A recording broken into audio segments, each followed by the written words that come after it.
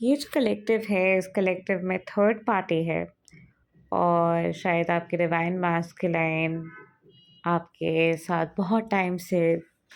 बात नहीं कर रहे हैं और बहुत टाइम से आपके कनेक्शन नहीं है और नो कांटेक्ट सिचुएशन में है। और यस, इस डिवाइन मास्कुलाइन को आपकी याद आते हैं और वो बहुत ही टाइम आपको थर्ड पार्टी से कंपेयर करते हैं। और जब वो आपके साथ थे, उनको शायद लगता था कि the grass is greener on the other side, लेकिन अब जाके उनको आपके साथ जो टाइम उन्होंने बिताया था, उनकी याद उनको बहुत आते हैं। क्योंकि आपने उनको जो रिस्पेक्ट दिया, आपने उनको जो उस जगह पे रखा, आपने उनको जो पेडेस्टल पे रखा, जो प्यार आपने उनको दिया, जो डिवाइन लव के एहसास आपने उनको दिया, वो वाले एहसास उनको थर्ड पार्टी से नहीं आते, क्योंकि थर्ड पार्टी के साथ उनका डिवाइन कनेक्शन नहीं है, एक नॉर्मल कनेक्शन है। और थर्ड पार्टी उनको बहुत ही ज़्यादा कंट्रोल करते हैं, उनको बहुत ही ज़्यादा कहते हैं कि ये मत करो, वहाँ मत जाओ, ऐसे मत रहो, वैसे मत बनो, ऐसे करो, वैसे करो। और उस वजह से उनको कहीं न कहीं घुटन सी होती है थर्ड पार्टी के साथ रहने के लिए, और थर्ड पार्टी के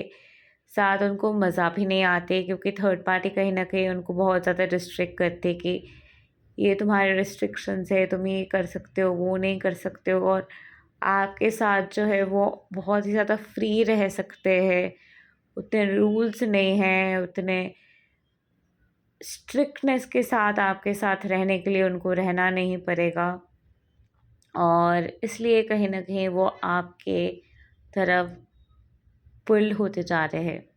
और जितने टाइम वो थर्ड पार्टी के साथ रह रहे हैं, जितना टाइम उस रिलेशनशिप में हो रहे हैं, उनको ये समझ आ रहे है कि उन्होंने एक बहुत बड़ी गलती कर ली है उस थर्ड पार्टी के साथ रहते हुए, उनको चूज़ करते हुए, उस सिचुएशन में रहते हुए। हो सकता है कि उनकी शादी ज़ोर ज़बरदस्ती हो गई थर्ड पार्टी से, फैमिली सिचुएशन की वजह से, या फिर उन्होंने खुद थर्ड पार्टी को चूज़ किया। लेकिन इस वक़्त वो पूरे तरीके से रिग्रेट कर रहे कि क्यों वो थर्ड पार्टी की तरफ गए भी, क्योंकि वो बिल्कुल भी खुश नहीं है। वो आपके साथ बहुत ही ज़्यादा खुश हुआ करता था और आप जैसे उनको फ़ील कराते थे, आपके जो एनर्जी थी, आपके जो नेचर है, आपके आप जैसे है, आपके प्रेज़ेंस के ज़रिए वो बहुत ज़्यादा खुश रहते थे, बहुत ज़्यादा इंस्पायर्ड रहते थे। और ये चीज़ आपके ब्रेकअप के बाद ही उनको समझ में आया है कि आप उनके ज़िंदगी के एक इंस्पिरेशन थे, और उनको एक हायर लेवल ऑफ कॉन्शियसनेस की तरफ आप लेके जा रहे थे। और उनको ये समझ अब आ रहे हैं। शायद उन्होंने ज़्यादा इंटरेस्ट नहीं दिखाया था स्पिरिचुअलिटी को लेके, या फिर ट्विन फ्लेम जर्नी को लेके। शायद आपने उनसे बोलने की भी कोशिश की थी ट्विन फ्लेम्स जर्नी के बारे में, स्पिरिचुअलिटी के बारे में। शायद उन्होंने कुछ ख़ास इंटरेस्ट नहीं दिखाया, लेकिन अब जाके उनको साइंस दिख रहा है, अब जाके उनको दिख रहा है कि ये जर्नी कितना ज़्यादा मेनस्ट्रीम होते जा रहे हैं। और कहीं न कहीं उन्होंने जो आपको कहा था कि आप क्रेज़ी हो, ये सब आपके दिमाग में है, अब उनको लग रहा है कि शायद ये सारी चीज़ें आपके दिमाग में नहीं थे, आपके वहम नहीं थे, और उन्होंने कुछ गलती कर दिया और आपको खो दिया। कभी-कभी उनको लगता है कि शायद आपको खोने के कर्मा अभी उनको सहना पड़ रहा है। और वो अभी थर्ड पार्टी सिचुएशन में है और अपने सिचुएशन में रहते हैं, शायद अपने काम को लेके या फ्रेंड्स को लेके बिज़ी रहते हैं। मुझे उनकी एनर्जी जो मैक्सिमम है कि वो आइसोलेटेड से नज़र आ रहे हैं। सो शायद उनके थर्ड पार्टी से उतना ज़्यादा बातचीत भी नहीं होता है। सिर्फ़ काम को लेके, या फिर अगर उनकी कोई फैमिली है या यानी कि शादीशुदा है, तो वो शादी को लेके जो भी फॉर्मल टॉक्स वग़ैरह होते हैं, अगर बच्चे तो बच्चों को लेके वो सारी चीज़ों के बारे में वो लोग बात करते हैं। कोई सीरियस डिस्कशन या फिर लवी-डवी डिस्कशन थर्ड पार्टी के साथ नहीं होते। और थर्ड पार्टी अगर कोशिश भी करे तो अगर कनेक्ट करने की कोशिश भी करे तो उनके कनेक्शन में कहीं न कहीं ग्लिचेस आ जाते हैं और वो झगड़ा में बदल जाते हैं। तो इसीलिए वो पूरे तरीके से थर्ड पार्टी के साथ मौजूद नहीं है, ये जो कलेक्टिव रियलिटी नज़र आ रहे हैं। और एक कलेक्टिव की नज़र एनर्जी मुझे आ रही है जहाँ पे शायद आपके पूरे तरीके से डिवाइन मैस्कुलाइन के साथ रिलेशनशिप नहीं था और आप शायद उनसे मिले ही जब उनकी शादी हो चुके थे या फिर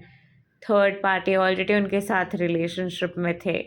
लेकिन आपसे मिलने के बाद कहीं न कहीं इस कलेक्टिव में जो है डिवाइन मैस्कुलाइन कहीं न कहीं बहुत ज़्यादा अफ़ेक्टेड हो चुके हैं और आपकी याद उनको बहुत ज़्यादा आते रहते हैं। आपने उनको इतना ज़्यादा अफ़ेक्ट किया, आपने एनर्जेटिकली उनको इतना ज़्यादा इंस्पायर किया कि लिटरली वो आपके थॉट्स में डूबे रहते हैं। इंस्पिरेशन की एनर्जी पूरे रीडिंग में मुझे बहुत ज़्यादा आ रहे हैं, तो ये जो डिवाइन मैस्कुलाइन है, ये डेफ़िनेटली आपसे बहुत ज़्यादा इंस्पायर्ड है और आप उनकी इंस्पिरेशन हो और वो आपको आउट ऑफ द लीग समझते हैं और समझते हैं कि आप बेहतर डिज़र्व करते हो, बेस्ट डिज़र्व करते हो और आपको ज़िंदगी में आगे बढ़ना चाहिए, खुश रहना चाहिए और आप बहुत ही एक अच्छे इंसान हो, नेक इंसान हो और बहुत ही डिवाइन इंसान हो और उनको आपको चूज़ करना चाहिए था और उन्होंने आपके साथ जो भी किया है वो बहुत ही ज़्यादा गलत किया है और उनको आपके साथ बेटर बिहेव करना चाहिए था। उनको आपके कॉल्स रिसीव करने चाहिए थे या फिर अगर उन्होंने आपको रिजेक्ट वग़ैरह किया है या फिर आप दोनों के बहुत अच्छे दोस्ती हुआ करते थे और रिजेक्शन की वज़ह से या फिर कोई फीलिंग्स आ जाने की वज़ह से कोई अगर ग्लिच वग़ैरह हुआ है, तो इस इंसान को कहीं न कहीं बुरा लगता है। उनको आपके फ्रेंडशिप, आपके जो कनेक्शन हुआ करता था, उनकी याद ज़रूर आते हैं। वो कभी-कभार आपके बारे में सोचते हुए खुद ब खुद मन ही मन में हँसने लग जाते हैं और उनको कहीं न कहीं लगता है कि अच्छा होगा अगर आप कहीं जगह पे मिले और आप दोनों की बात फिर से शुरू हो जाए और आप मिले कभी-कभार और वो शायद आप उनके आस-पास के जो लोग हैं, उनसे आपके बारे में बोलते भी हैं, कहते भी हैं। लेकिन शायद उनकी सिचुएशन बहुत ज़्यादा chaotic है, सिचुएशन में बहुत ज़्यादा ट्रैफ़िक है और वो सिचुएशन कहीं न कहीं उनको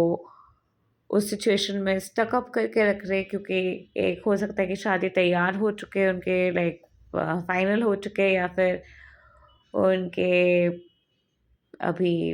शादी हो चुके हैं या फिर वो रिलेशनशिप में हैं और वो नहीं जानते कि कैसे वहाँ से बाहर आए लेकिन आपसे वो मिले उसके बाद कहीं न कहीं शायद उनको वो अट्रैक्शन हुआ और उसके बाद वो कन्फ्यूज़न में चले गए क्योंकि आपने उनका स्पिरिचुअल अवेकनिंग एक्टिवेट कर दिया अपने प्रेज़ेंस के ज़रिए और आपके आँखों की याद उनको बहुत ज़्यादा आते हैं। आपकी आँखें, आपके फेस, आपके बात करने के तरीके, आपके एनर्जी उनके सामने बहुत ही टाइम फ्लैश होते हैं और वो सोचते हैं कि वो आपको कांटेक्ट करे।